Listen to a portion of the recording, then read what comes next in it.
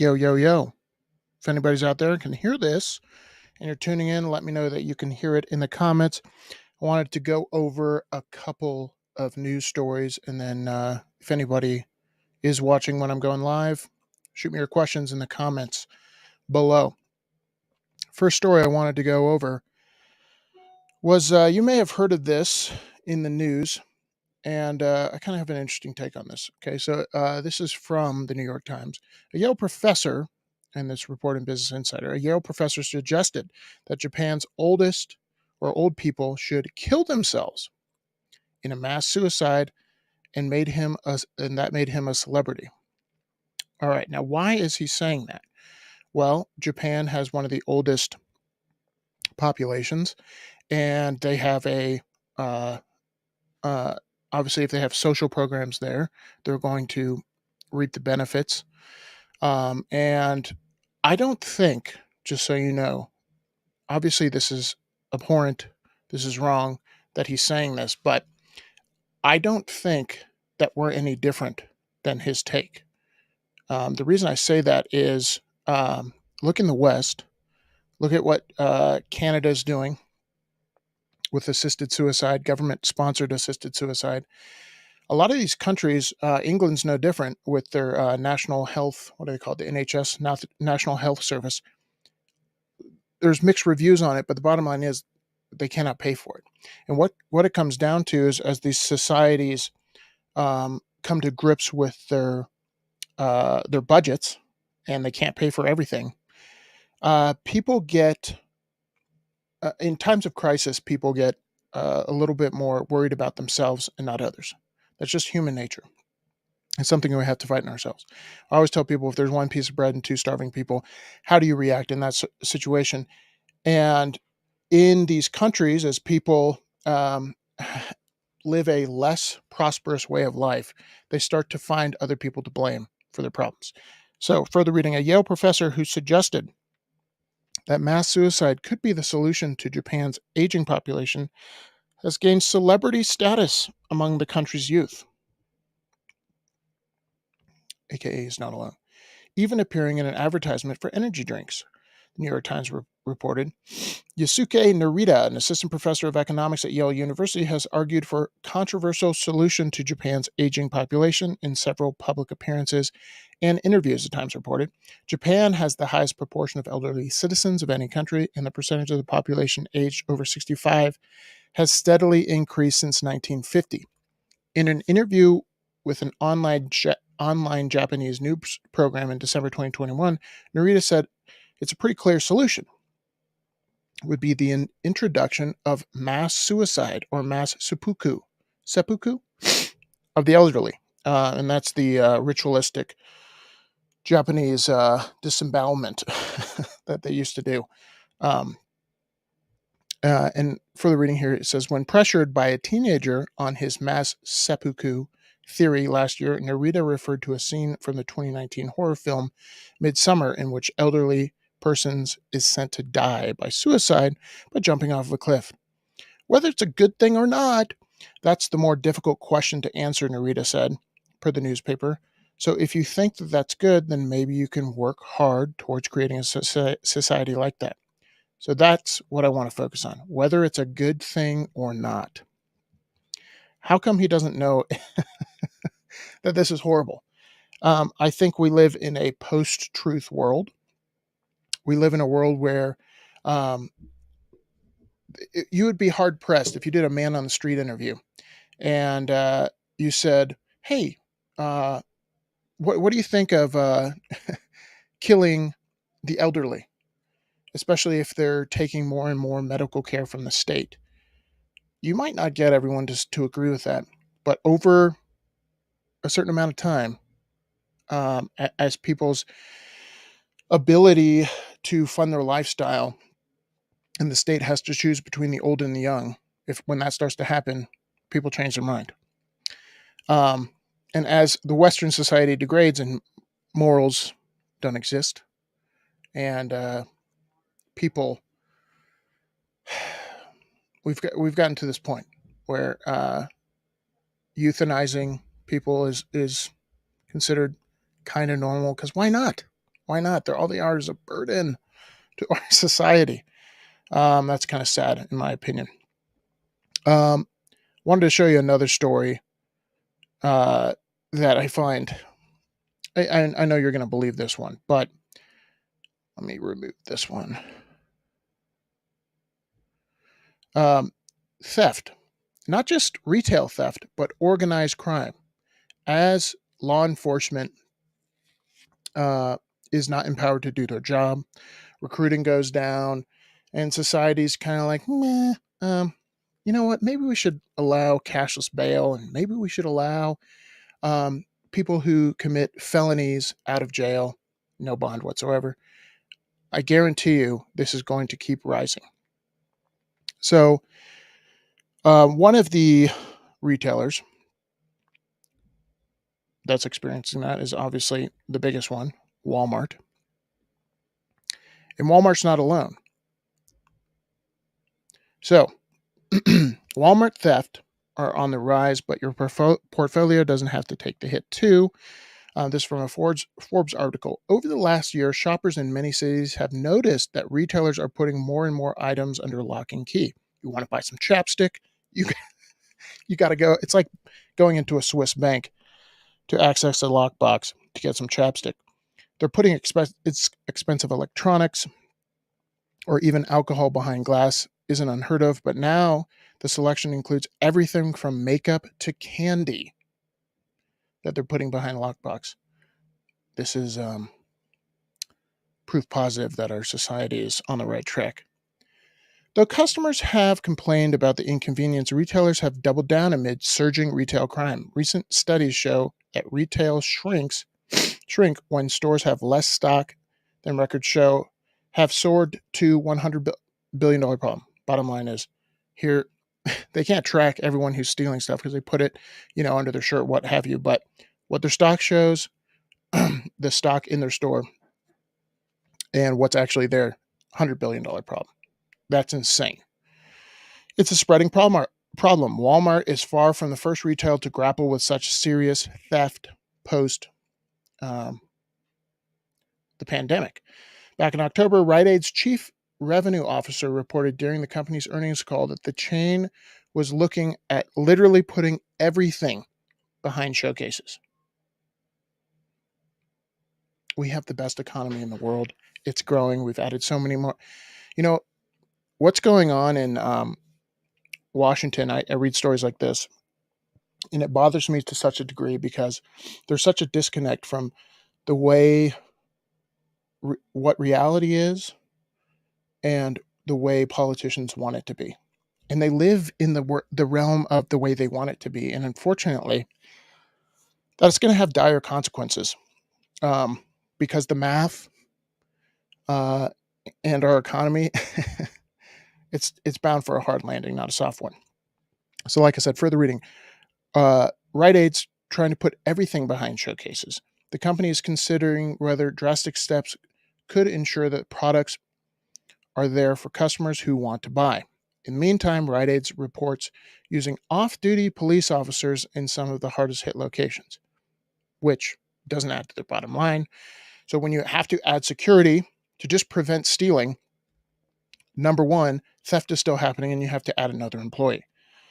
All right, CEO Brian Cornell of Target noted that the retailer has seen a significant increase in organized crime.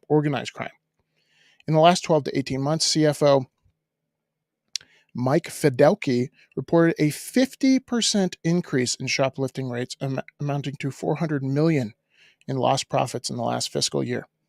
It's insane. Now I ask you, why is this happening all of a sudden? Why is it that we're seeing this rise in theft? Could it be? Now I know this is a stretch. Could it be that the morale in the police department, the morale in law enforcement is just as low as it is in the military? And where would that come from? It's obvious, in my opinion. And obviously, these things aren't taken seriously. People aren't punished, etc. One more story I want to show you. That's it's not just retail theft, as I said. You're seeing cargo theft. Now, when you hear cargo theft, do you think that it's a mom and pop kind of operation that's saying, "Hey, let's go down to the docks and steal a 40-foot Connex"? No, this is organized crime. And organized crime, when they feel empowered, are able to do things. Especially, why would they feel empowered? Especially when law enforcement isn't enforcing the law. Okay, and I think if the trend continues that we don't enforce the law, you're going to see more of this kind of us versus them, and people figuring out a way to make ends meet. One of them being stealing. Okay. All right. Reading from the article, at the end of 2022 saw a surge in cargo theft that pushed the yearly total to above an estimate of 223 million worth of goods stolen across Canada and the U.S. This is people stealing off of the back of trucks, stealing from ports, etc. The Verix Analytics-owned data firm, which tracks voluntary reporting cargo theft, reported 1,778 supply chain risk incidents in Canada and the U.S. in 2022, a 15% jump compared to 2021. Now, why do you think that is? Were they not able to get away with it in 2021 and they are able to get away with it in 2022?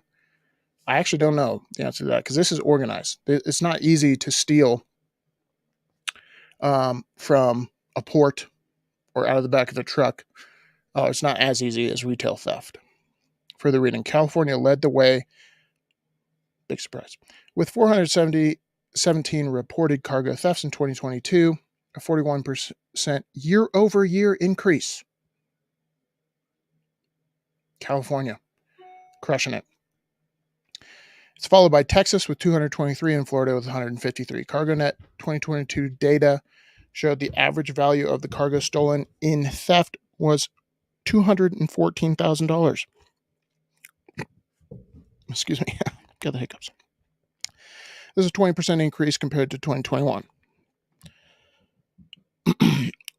Organized crime rings have reacted quickly to market trends. Cornell said 9 out of 10 times cargo theft incidents occur, it's usually perpetrated by organized crime groups.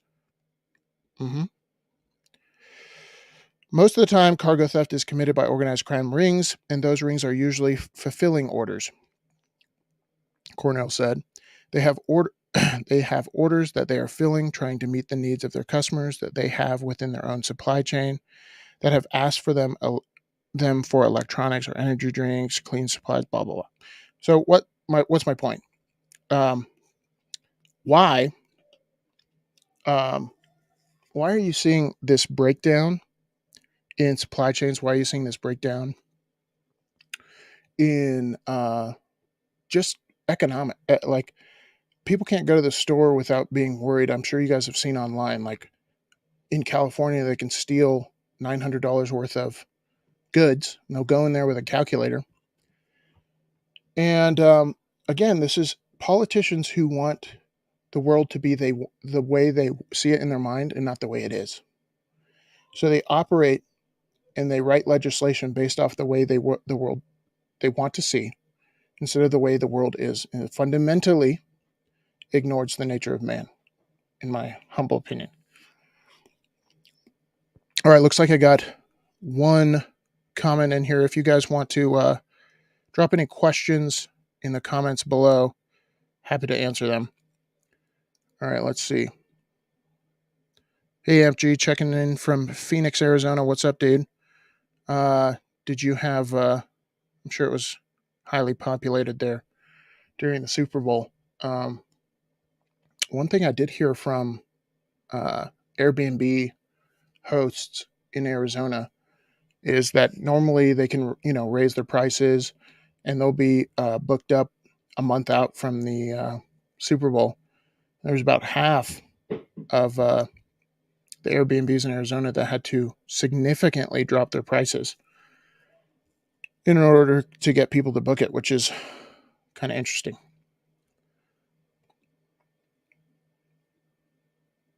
Any other questions? Let me know, y'all.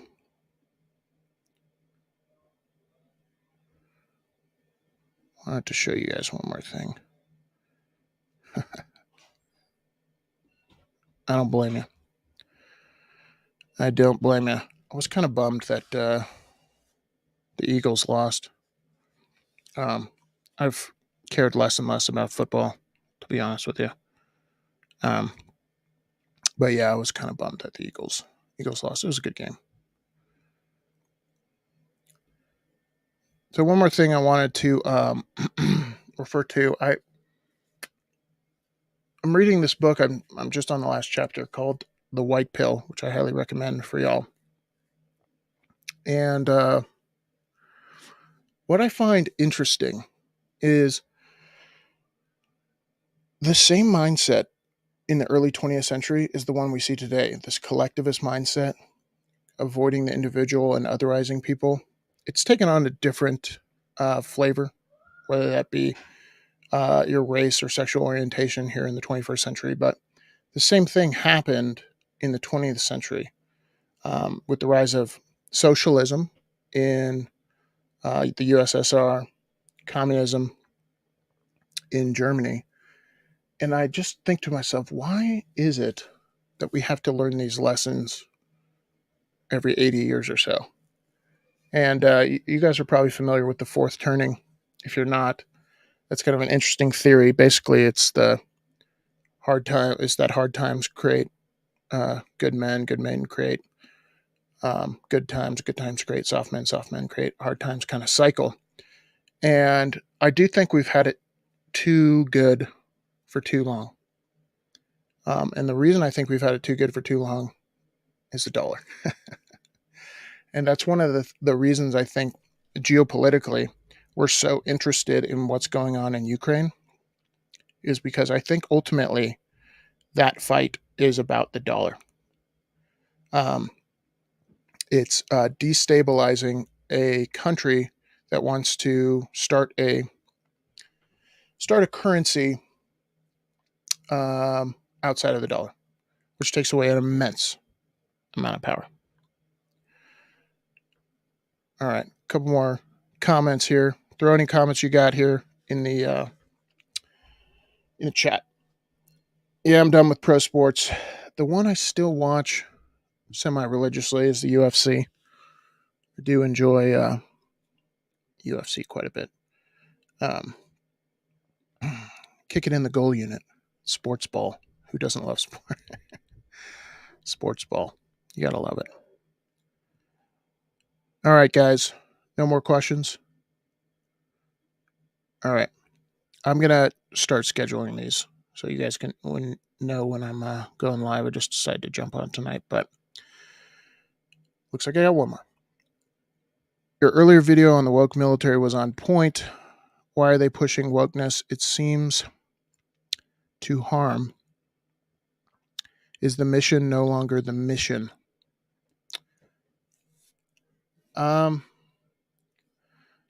I'll go off my experience. Okay, I've been in 15 years.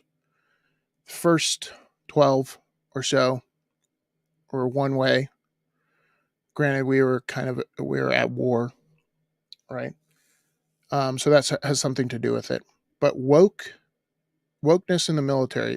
My earlier video was kind of defining it, which what I think wokeness is, because a lot of people will say, "Well, we're just talking about justice and racial justice," and okay, fine.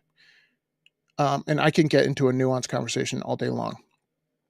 But what are we putting the emphasis on? Is it the mission?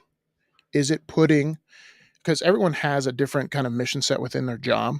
Like for me, I teach pilots, if they were to go down behind enemy lines, like how to survive, how to evade, how to resist if they're ever captured. And I need to be the best at that job in order to be able to impart that wisdom to the pilots so they can be the best at their job. So I have kind of my left and right boundaries of what I'm supposed to be doing. And I need to focus on being the best at that. Unfortunately, just like any other massive organization, politics is involved, right? So people who make rank in culture, I've said this before, but culture in the military, culture anywhere, is like gaining weight. Super easy. It's pretty natural. Human beings, backstab, et cetera, et cetera. And then good culture is like losing weight. It's very hard, takes a long period of time, and it could be reversed fairly quickly. In the military, good people are getting out. People who love the bureaucracy are kind of staying in to some degree. And a lot of people wonder, well, how can we have 4-star do this or that? Well, if this is what it takes to promote, a lot of people realize that's how you play the game. That's what they're going to do. So, does it take away from the mission? Yeah. And what I see happening is the same thing you're going to see in things like airlines. I saw from the FAA today, they came out with like the safety alert because they've had multiple close calls in 2022, and they haven't had a severe incident in the United States, like with multiple fatalities, since 2009.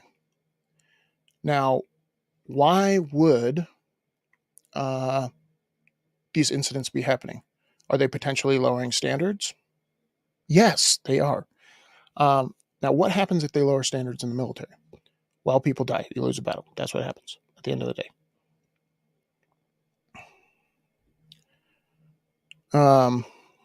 SEER, SERE, yes. SEER instructor. I've got this cool little